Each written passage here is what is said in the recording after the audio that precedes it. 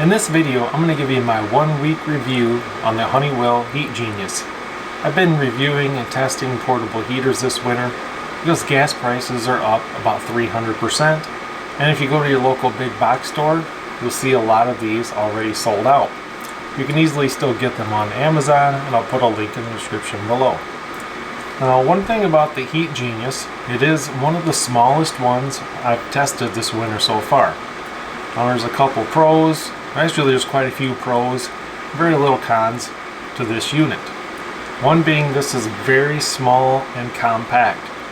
Now, there's a pro to that it's not going to be in your way. It doesn't stick out far from the wall. But the con is the heat really stays a little more towards the floor. Some of the other units that I've been testing are maybe about a foot taller, and it seems that heat gets distributed a little bit better throughout the room than the Heat Genius. Now, there's two features on the Heat Genius that the other ones don't have that I'm testing. This one has a quiet mode. Now, basically it's just super quiet. It's very low, but it does still put out a little bit of heat.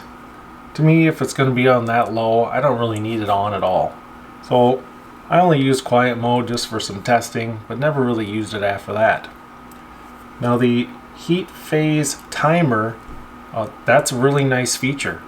Let's say you're going to lay in bed and read for a while, and then you're going to fall asleep. Before you get in bed, go ahead, hit the timer, and it's going to reduce the heat every 30 minutes and then eventually shut off after 2 hours. The other ones I'm testing don't have that, and that's actually a pretty cool feature. I like it more than I thought. Now, this does not have a remote control. The only thing that I think I would have liked to have a remote for, if let's say you're laying in bed again as an example, you could shut it off with a remote without having to get out of bed. All the other units I'm testing have remotes, and it is a pretty nice feature that this one is lacking. Now, in my opinion, the Heat Genius is a little more kid and pet friendly. By that I mean it has a wider base, it's a little shorter, so it's a little less likely to tip over. Now, you can put your hands on this. Let's say you had, a little baby crawling around on the floor and accidentally touch this. It's actually cool to the touch everywhere. It's not going to hurt anyone or a pet. Let's say your pet's running around, playing with their favorite squeaky toy, and they bump this. This one's a little less likely to get knocked over because it is shorter. But if it does get knocked over, it's going to shut right off. All you got to do is stand it back up.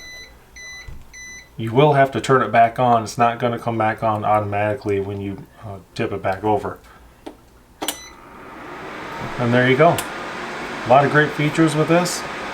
Just a couple little cons depending on how you're going to use it. It's at about a $70 to $80 price range, no matter where you're going to buy it, whether it's a big box store, whether it's on Amazon. And it actually does a pretty good job at kind of distributing the air. One nice thing about this, it doesn't oscillate, but that's kind of less parts that are going to break. It does kind of spread the air out in multi directions. So some of the ones that do oscillate, left to right, they eventually could break. It's just one more thing that could break. It's not going to happen with this one. This is maybe a little more reliable unit that I'm testing this winter. So I hope you guys found this video helpful and informational. Hopefully it helped you decide whether or not this is the right unit for you this winter.